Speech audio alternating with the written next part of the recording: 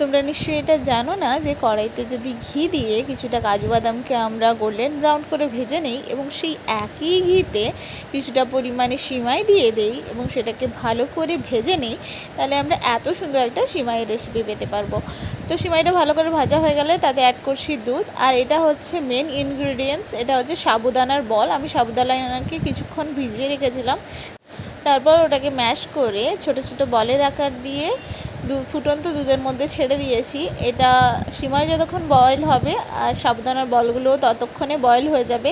এটা খেতে দুর্দান্ত হয়, তোমরা যদি কখনো ট্রাই না করো অবশ্যই ট্রাই করো।